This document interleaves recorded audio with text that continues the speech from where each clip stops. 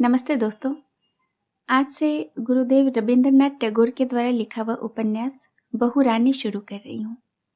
बहुरानी बहू और बेटी के रूप में नारी के मर्यादित आचरण को प्रस्तुत करती हुई एक संवेदनशील मार्मिक कथा है।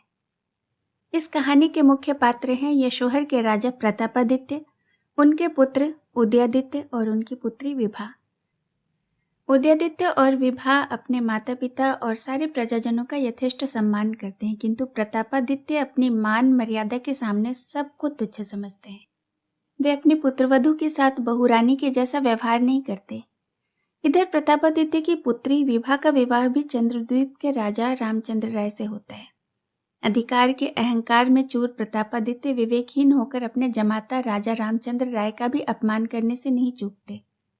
फलस्वरूप राजा रामचंद्र राय अपनी पत्नी विभा को उसके पिता के घर छोड़कर अपने राज्य लौट जाते हैं।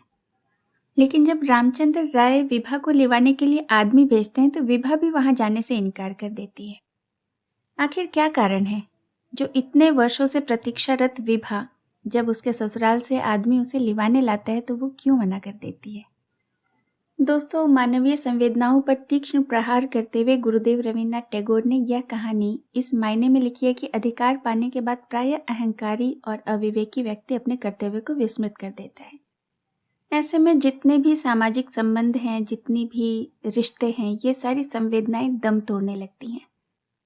गुरुदेव का यह उपन्यास बहुरानी आप ज़रूर सुने। ये आपके दिल के किसी न किसी मार्मिक स्थान को ज़रूर छू जाएगी। तो आइए इसका पहला भाग सुनते हैं।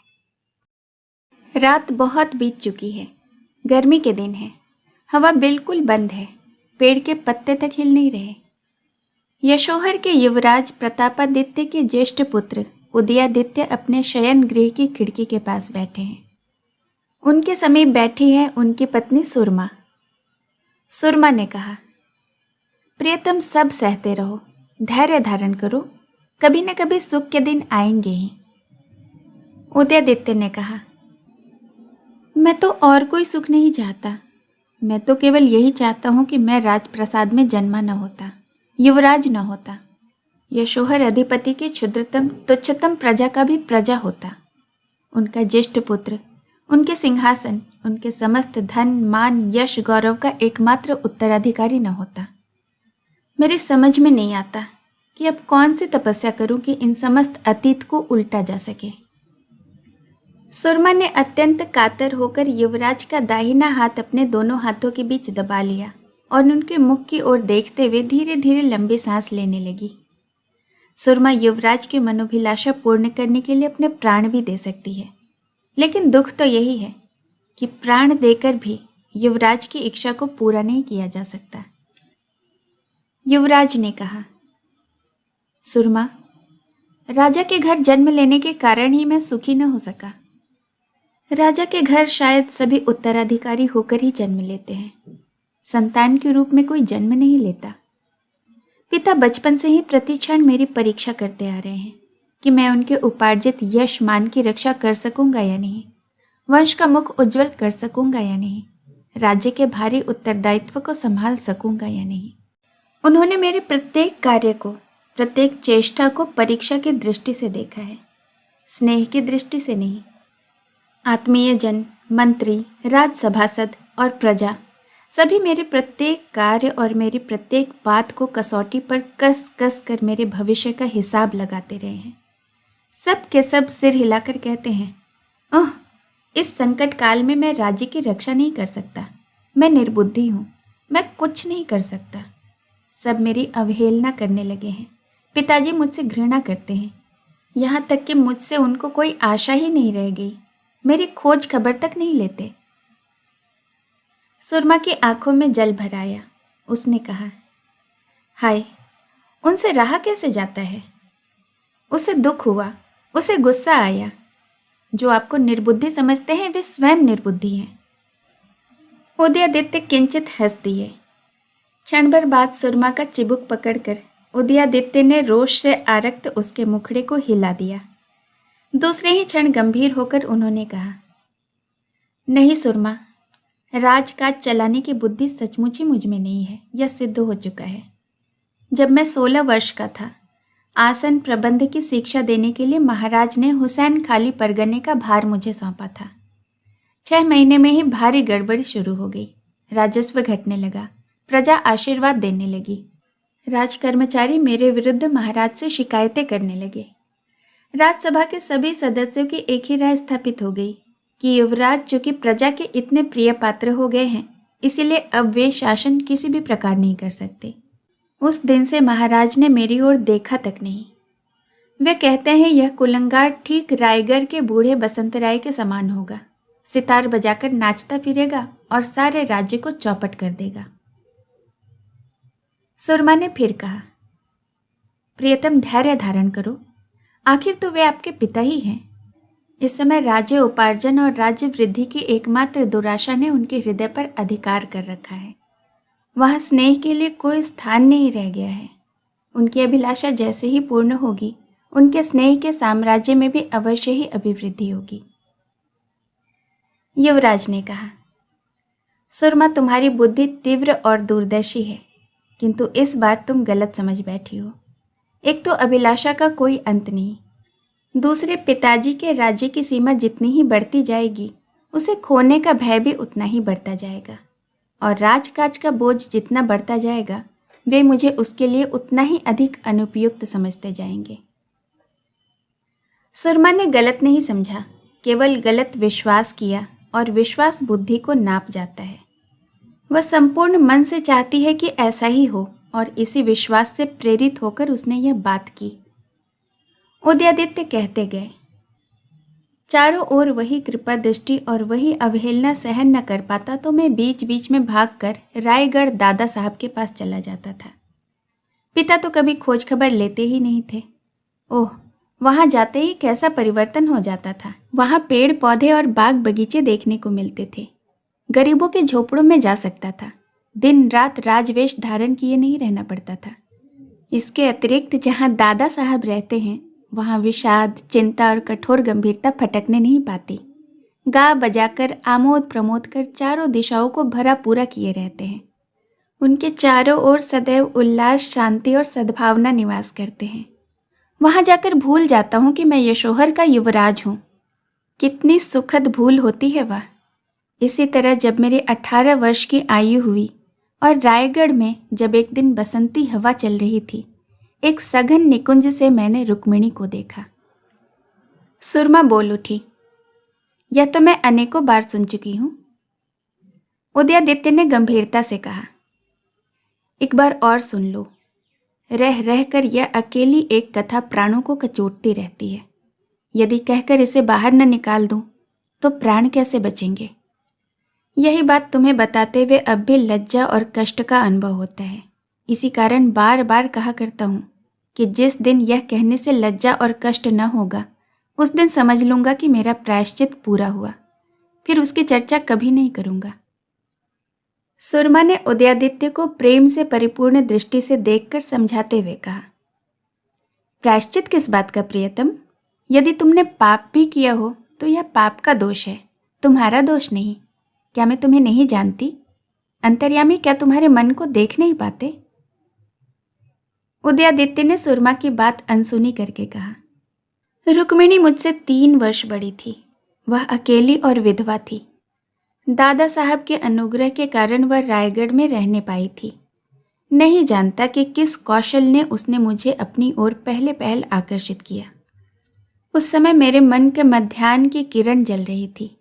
इतना प्रखर आलोक था कि मैं कुछ ठीक से देख नहीं पाता था। चारों ओर सृष्टि ज्योतिर्मय वाष्प से आच्छादित प्रतीत होती थी। शरीर का समस्त रक्त मानो सिर में चढ़ गया था। कुछ भी विचित्र और असंभव नहीं लगता था। पथ विपथ, दिशा अदिशा, सब कुछ एकाकार हो गया था। उससे पूर्व कभी मेरी ऐसी दशा नहीं हुई थी। उसके बाद भी मुझे कभी ऐसा लगा नहीं। जगदीश्वर ही जाने उन्होंने अपने किस उद्देश्य की पूर्ति हेतु इस क्षुद्र दुर्बल हृदय के विरुद्ध एक दिन के लिए समस्त जगत को इस प्रकार उत्तेजित कर दिया कि चराचर सृष्टि एक तंत्र होकर इस हृदय को क्षण भर में विपत की ओर ले गई। अधिक नहीं, केवल क्षण भर के लिए समस्त बहिर्जगत को एक क्षण स्थायी और दारुण आघात लगा और उसी क्षण में इस हृदय की जड़ उखड़ गई। विद्युत वेग से वह धूल में जा गिरा। उसके बाद जब उठा तो धूल धर्सित और म्लान था। वह धूल फिर साफ नहीं हो सकी। उस मलिनता का चिन्ह फिर नहीं मिटा। मैंने ऐसा कौन सा पाप किया था कि विधाता ने एक क्षण में मेरे जीवन की समस्त उज्ज्वलता को काला कर दिया।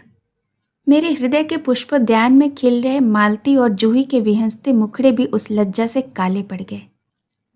उदयादित्य का गोरा चेहरा यह कहते कहते आरक्त हो उठा। उसकी आंखें फूल गई, सिर से लेकर पांवों तक बिजली सी कौंध गई। सुरमा ने हर्ष, गर्व और कष्ट से सिहर कर कहा, अब इसे रहने दो, तुम्हें मेरे सिर की सौगंध। उदयादित्य फिर भी कहते ही गए। धीरे धीरे रक्त की उष्णता शांत हुई और सब वस्तुओं को उनके वास्तविक रूप में मैं देखने लगा। जब विश्व अपने प्राकृतिक कार्य क्षेत्र के रूप में दिखाई देने लगा तो मन की जाने कैसी अवस्था हो गई। तब पहली बार पता चला कि कहाँ से कहाँ आ गिरा हूँ। हजारों लाखों कोस नीचे पाताल के गहन गड्ढर में अंधतम रजनी के बीच पलक झपकते ही आ गिरा हूँ। दादा साहब स्नेहपूर्वक बुला ले गए। हाय, उनको अपना मुंह कैसे ही दिखा पाता। लेकिन उसी समय मुझे रायगढ़ छोड़ देना पड़ा। दादा साहब मुझे देखे बिना नहीं रह सकते थे। उन्होंने मुझे पुनः बुला भेजा, परंतु मेरे मन में ऐसा डर समा गया था कि जाते नहीं बना। तब वे स्वयं मुझे और बहन विभा को देखने के लिए आने लगे। कोई अभिमान नहीं, कोई उलाहना नहीं, इतना भी नहीं पूछते कि मैं क्यों नहीं जाता। हमसे मिलते, आमोद प्रमोद करते और लौट जाते। उदयादित्य ने किंचित मुस्कुराकर अतिशय मृदुल कोमल प्रेम से अपने बड़े बड़े तरल नेत्रों से सुरमा के मुंह की ओर देखा। सुरमा समझ गई कि इस बार कौन सी बात छेड़ने वाली है। उसका मुंह अवनत हो गया, वह कुछ चंचल भी हो उठी। युवराज ने दोनों हाथों से सुरमा के कपोलों को पकड़कर उसके अवनत आनन को ऊपर उठाया। धीरे से उसके मुख को अपने कंधे पर रख लिया। गंभीर प्रशांत प्रेम से उसके कपोलों को चूमकर उन्होंने कहा, उसके बाद क्या हुआ बताओ तो सुरमा। तुम्हारा यह बुद्धि से दीप्त, स्नेह प्रेम से कोमल, हास्योज्जल प्रशांत भाव से विमल मुखड़ा कहाँ से उदित हुआ। मेरे उस घनांधकार के दूर होने की कोई आशा थी? तुम मेरी उषा हो, मेरे प्रभात की किरण, मेरी आशा। जाने किस माया मंत्र से तुमने अंधकार को मिटा दिया। युवराज बार बार सुरमा के मुंह को चूमने लगे। वह कुछ न बोली, लेकिन आनंद तिरेक से उसकी आंखें भर आई। युवराज ने कहा, इतने दिनों बाद मुझे यथार्थ आश्रय मिला। तुम्ही से प्रथम बार सुना कि मैं निर्बुद्धि नहीं। उस पर विश्वास किया और स्वयं को वैसा ही समझने लगा। तुम्ही से सीखा कि बुद्धि अंधेरी गली के समान टेढ़ी मेढ़ी और ऊंची नीची नहीं, राजपथ के समान सरल, समतल और प्रशांत होती है। पहले मैं अपने आप से घृणा करता था, स्वयं की अवहेलना करता था, कोई काम करने का साहस नहीं कर पाता था। मन यदि कहता कि वह ठीक है तो आत्मसंशयी संस्कार कह उठता कि शायद ठीक न हो। जो जैसा व्यवहार करता था उसे सह लिया करता था। इतने दिनों बाद समझ सका कि मैं भी कुछ हूँ। इतने दिनों तक मैं अदृश्य था, तुमने मुझे बाहर निकाला। सुरमा, तुमने मेरा आविष्कार किया। अब मेरा मन जिसे अच्छा कहता है, उचित समझता है, मैं उसे उसी क्षण करना चाहता हूँ। तुम्हारे ऊपर मेरा इतना विश्वास है कि जब तुम मुझ पर विश्वास करती हो तो मैं भी अपने आप पर निर्भय होकर विश्वास कर सकता हूँ।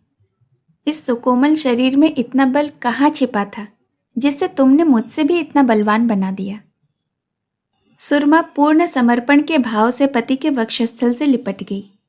असीम उत्सर्गमयी दृष्टि से वह पति की ओर देखती रही, मानो उसके नेत्र कह रहे हों, मेरा और कोई नहीं, केवल तुम ही मेरे सर्वस्व हो और मैं तुम्हारे ऊपर आंखें बंद करके विश्वास कर सकती हूँ। उदयादित्य बचपन से आत्मीय जनों की उपेक्षा सहते आए हैं, इसलिए बीच बीच में किसी किसी दिन निस्तब्ध गहन रात्रि में सुरमा के समीप बैठकर 100 बार कही हुई उसी पुरानी जीवन कहानी का खंड खंड कर आलोचना करना उन्हें बड़ा अच्छा लगता। उदयादित्य ने कहा, इस तरह और कितने दिन चलेगा सुरमा? इधर राजसभा के सभासदगण एक प्रकार की दया भरी दृष्टि से मेरी ओर देखते हैं, उधर अंतःपुर में माँ तुम्हें अपमानित करती रहती हैं, यहाँ तक कि दास दासी भी तुम्हारा सम्मान नहीं करते। मैं चुपचाप सहता रहता हूँ। तेजस्विनी होकर भी तुम चुपचाप सह लिया करती हो। मेरे कारण तुम्हें केवल अपमान और कष्ट ही सहना पड़ रहा है। इससे तो यही अच्छा था कि हमारा विवाह ही न होता। सुरमा गहन गंभीरता के साथ धीरे धीरे बोल उठी। यह क्या कहते हो नाथ? ऐसे ही समय तो तुम्हें सुरमा की आवश्यकता है। सुख के समय तो सुरमा विलास की वस्तु और क्रीड़ा की कठपुतली होती है। समस्त दुखों का अतिक्रमण कर मेरे मन में यही सुख जाग रहा है कि मैं तुम्हारे काम आ रही हूँ। तुम्हारे लिए दुख सहने में जो अतुलित आनंद प्राप्त होता है, मैं उसी का उपभोग कर रही हूँ। मुझे गहन दुख सिर्फ इस बात का है कि तुम्हारे समस्त कष्टों को मैं उठा क्यों नहीं पाती। युवराज कुछ देर चुप रहे और फिर बोले, मुझे अपने लिए तो उतनी चिंता नहीं, सब कुछ सहनीय हो गया है, किंतु यही सोच है कि तुम्हें अपमान सहना पड़ता है और वह तुम क्यों सहो। एक सच्ची नारी की भांति दुख में तुमने मुझे सांत्वना दी, थक जाने पर विश्राम दिया, लेकिन पति होने के नाते मैं तुम्हें अपमानित और लज्जित होने से नहीं बचा सका। तुम्हारे पिता श्रीपुर राज मेरे पिता को अपना अधिपति नहीं मानते, वे यशोहर की अधीनता नहीं स्वीकार करते, इसलिए मेरे पिता तुम्हारा निरादर करके अपने बड़प्पन को बनाए रखना चाहते हैं। बाप का बदला बेटी से चुकाया जा सकता है। वे समझते हैं कि तुम्हें पुत्रवधू बनाया यही यथेष्ट हुआ और तुम पर बड़ा अनुग्रह किया। अब मुझसे इससे अधिक कष्ट नहीं सहा जाता। मेरे मन में आता है कि सब कुछ छोड़ छाड़ कर तुम्हें लेकर यहाँ से कहीं बहुत दूर चला जाऊं। अब तक संभवतः मैं कहीं चला भी जाता, लेकिन केवल तुमने मुझे पकड़ कर रखा है। रात बहुत बीत गई थी। तोरण द्वार पर स्थित प्रहरियों की पदचाप दूर सुनाई देने लगी। सारा संसार सोया हुआ है। नगर के सारे दीपक बुझ गए हैं। घर द्वार बंद हो चुके हैं। उदयादित्य के शयन कक्ष के द्वार बंद थे। सहसा बाहर से धीरे धीरे कोई द्वार खटखटाने लगा। घबराकर युवराज ने द्वार खोल दिए। कौन? बहन विभा? क्या बात है, इतनी रात में यहाँ कैसे? विभा ने कहा, अब तक शायद सर्वनाश हो गया होगा। सुरमा और उदयादित्य ने एक साथ पूछा, क्यों, क्या हुआ? विभा ने भय से कंपित स्वर में धीरे से कुछ कहा। धीरे धीरे बोलते हुए उससे रहा न गया, वह रो उठी। भैया अब क्या होगा? उदयादित्य ने कहा, मैं अभी जाता हूँ। विभा बोल उठी, नहीं नहीं, मत जाओ। उदयादित्य ने कहा, क्यों विभा? पिताजी को अगर मालूम हो गया तो? सुरमा ने कहा, छी विभा, यह समय यह सब सोचने का नहीं है। उदयादित्य वस्त्रादि पहनकर कमर में तलवार बांधकर जाने की तैयारी करने लगे। विभा ने उनका हाथ पकड़कर कहा, भैया तुम मत जाओ, किसी को भेज दो, मुझे डर लग रहा है। उदयादित्य ने कहा, विभा इस समय रोको मत, अब समय नहीं है। यह कहकर वे उसी क्षण चल दिए। विभा सुरमा का हाथ पकड़कर बोल उठी, अब क्या होगा भाभी? पिताजी को यदि मालूम हो गया तो? उन्होंने यदि भैया को दंड दिया? सुरमा ने एक दीर्घ निश्वास लेकर गंभीर स्वर से कहा, मेरा तो विश्वास है कि संसार में जिसका कोई सहायक नहीं होता, नारायण स्वयं उसकी सहायता करते हैं। हे प्रभु, ऐसा करना जिससे तुम्हारे नाम पर कलंक न लगे। मेरे इस विश्वास को तोड़ना मत। मंत्री ने कहा, महाराज, यह काम क्या अच्छा होगा? प्रतापादित्य ने पूछा, कौन सा काम? मंत्री ने उत्तर दिया, कल आपने जो आदेश दिया था। प्रतापादित्य ने विरक्तिपूर्वक कहा, कल क्या आदेश दिया था?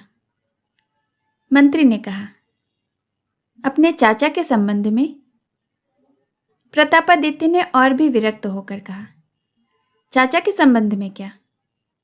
मंत्री बोले, महाराज ने आदेश दिया था कि वसंत राय जब यशोहर आते हुए मार्ग में शिमुलतली के सराय में ठहरे हों तब। प्रतापादित्य ने भौहें सिकोड़ कर कहा, तब क्या? हमेशा पूरी बात कहा करो। मंत्री, तब 2 पठान जाकर, हाँ फिर? उन्हें मार डालें।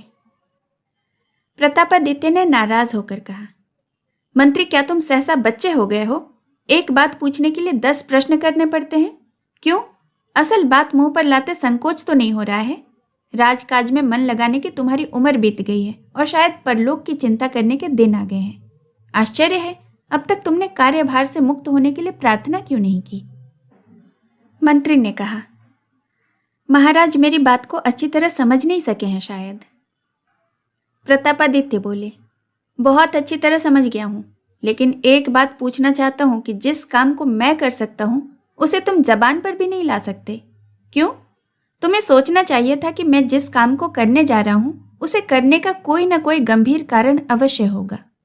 मैंने उसके संबंध में धर्म अधर्म, उचित अनुचित सब कुछ अच्छी तरह सोच लिया है। मंत्री, जी हाँ महाराज, मैं। प्रतापादित्य, चुप रहो, पहले मेरी पूरी बात सुन लो। जब मैं इस काम को अपने सगे चाचा की हत्या करने को उद्धत हुआ हूं तो इस संबंध में निस्संदेह तुम्हारी अपेक्षा मैंने कहीं अधिक सोचा है। इस काम में मेरा कोई अधर्म नहीं है। भली प्रकार समझ लो, मेरा यही व्रत है कि जिन मलेच्छों ने हमारे देश में आकर अनाचार आरंभ किया, जिनके अत्याचारों से हमारे देश में सनातन आर्य धर्म लुप्त होता जा रहा है, क्षत्रिय मुगलों को अपनी कन्याएं देने लगे हैं, हिंदू आचार भ्रष्ट हो रहे हैं, उन मलेच्छों को मैं यहाँ से निकाल बाहर करूँगा। अपने आर्य धर्म को राहु ग्रास से मुक्त करूँगा। इस व्रत की पूर्ति के लिए मुझे बहुत अधिक बल की आवश्यकता है। मैं चाहता हूँ कि इस काम के लिए समस्त बंग देश के राजा मेरी अधीनता में एक हो जाएं। जो यवनों के मित्र हैं उनका विनाश किए बिना इस उद्देश्य की पूर्ति नहीं हो सकती। राजा बसंत राय मेरे पूजनीय हैं, लेकिन सच कहने में कोई पाप नहीं। वे हमारे वंश के कलंक हैं। उन्होंने स्वयं को मल्लेच्छों का दास मान लिया है। ऐसे लोगों से प्रतापादित्य का कोई संपर्क नहीं। सड़ जाने पर अपनी ही भुजा को काटकर फेंक देना पड़ता है। मेरी इच्छा है कि राय वंश की सड़ांध, बंग देश की सड़ांध उस वसंत राय को काटकर फेंक दिया जाए और ऐसा करके राय वंश और बंग देश की रक्षा की जाए। मंत्री ने कहा, इस संबंध में महाराज से मेरा मत कभी भी भिन्न नहीं था। प्रतापादित्य बोले, था, अवश्य था और अभी भी है। देखो मंत्री, जब तक हमारे मत से तुम्हारा मत मिल नहीं जाता तुम उसे प्रकट करते रहो। यदि इतना साहस नहीं है तो फिर यह पद तुम्हारे लिए नहीं है। तुम सोचते हो कि अपने चाचा की हत्या करना सभी परिस्थितियों में पाप है। नहीं, मत कहो। मैं जानता हूं कि तुम्हारे मन में ठीक यही बात है, लेकिन इसका भी उत्तर है। पिता की आज्ञा पाकर भृगु ने अपनी माता का वध किया, तो क्या धर्म के अनुरोध पर मैं अपने चाचा की हत्या नहीं कर सकता? मंत्री ने कहा, मैं कह रहा था कि दिल्लीश्वर इस संवाद को सुनकर निश्चय ही रुष्ट होंगे। प्रतापादित्य जल भून उठे। हाँ हाँ, रुष्ट होंगे। दिल्लीश्वर मेरे ईश्वर तो नहीं है। उनके रोष से थर थर कांप उठने वालों की कमी नहीं है। मानसिंह हैं, बीरबल हैं, हमारे बसंत राय हैं, और देख रहा हूं कि तुम भी हो, लेकिन सबको तुम अपने जैसा मत समझा करो। मंत्री ने हंसकर कहा, जी महाराज, थोथे रोष से तो मैं भी नहीं डरता, किंतु यदि उसके साथ ढाल तलवार हो तब तो सोचना ही पड़ता है। दिल्लीश्वर के रोष का अर्थ है 50,000 सैनिक। प्रतापादित्य इस बात का समुचित उत्तर न दे पाने के कारण बोले, देखो मंत्री, दिल्लीश्वर का डर दिखाकर मुझे किसी कार्य से रोकने की चेष्टा न करो। इससे मैं बहुत अपमानित अनुभव करता हूं। मंत्री ने कहा, प्रजा को मालूम होगा तो वह क्या कहेगी? प्रतापादित्य, पर मालूम होगा ही क्यों? मंत्री, ऐसे काम अधिक समय तक छिपे नहीं रहते। इस संवाद के फैलते ही समस्त बंगदेश आपका विरोधी हो जाएगा, तो फिर जिस उद्देश्य से आप इस काम को करना चाहते हैं वही विनष्ट हो जाएगा। आपको नाना प्रकार की बाधाएं सहनी पड़ेंगी। प्रतापादित्य, देखो मंत्री, तुमसे एक बार फिर कहता हूं, मैं जो कुछ करता हूं खूब सोच समझकर विचार करके ही करता हूं। इसलिए मेरे किसी काम में लग जाने पर व्यर्थ का भय दिखाकर मुझे रोकने का प्रयत्न मत किया करो। पग पग पर बाधा देने के लिए अपने पांव की जंजीर बनाकर मैंने तुम्हें नहीं रखा है। मंत्री चुप हो गए। उनके लिए राजा के 2 आदेश थे। एक तो यह कि जब तक मतभेद हो उसे प्रकट करते रहें, दूसरा यह कि विरुद्ध मत प्रकट करके राजा को किसी काम से रोकने का प्रयत्न न करें। मंत्री आज तक इन दोनों आदेशों में अच्छी तरह सामंजस्य नहीं कर सके हैं। मंत्री कुछ समय के बाद पुनः बोले, महाराज दिल्लीश्वर। प्रतापादित्य ने जलकर कहा, फिर दिल्लीश्वर? मंत्री, तुम दिन भर जितनी बार दिल्लीश्वर का नाम लेते हो, लगता है ऐसा कहकर तुम अपना परलोक सुधार लेते हो। जब तक मेरा यह कार्य पूरा नहीं हो जाता तुम दिल्लीश्वर का नाम जबान पर न लाना। आज शाम को जब यह कार्य पूरा होने का समाचार मुझे मिल जाए तब तुम मेरे कान के पास दिल्लीश्वर का नाम जपकर अपने मन की साध पूरी कर लेना। मंत्री फिर चुप हो गए। दिल्लीश्वर की बात बंद करके बोले, महाराज युवराज उदयादित्य। राजा ने कहा, दिल्लीश्वर गए, प्रजा गई, अब अंत में उस स्त्रैण बालक की बात छेड़कर मुझे डराना चाहते हो? मंत्री बोले, नहीं महाराज, आप मुझे एकदम गलत समझ रहे हैं। आपके काम में बाधा देने की मेरी मंशा कतई नहीं है। प्रतापादित्य ने शांत होकर कहा, तो क्या कह रहे थे, कहो। मंत्री बोले, कल रात राजकुमार सहसा घोड़े पर सवार होकर अकेले चले गए हैं, अभी तक लौटे नहीं हैं। प्रतापादित्य ने झुंझलाकर पूछा, किस ओर गए हैं? मंत्री ने उत्तर दिया, पूर्व दिशा की ओर। प्रतापादित्य ने दांत पीस कर कहा, कब गया था? मंत्री, कल लगभग आधी रात के समय। प्रतापादित्य ने कहा, क्या श्रीपुर के जमींदार की लड़की यही है?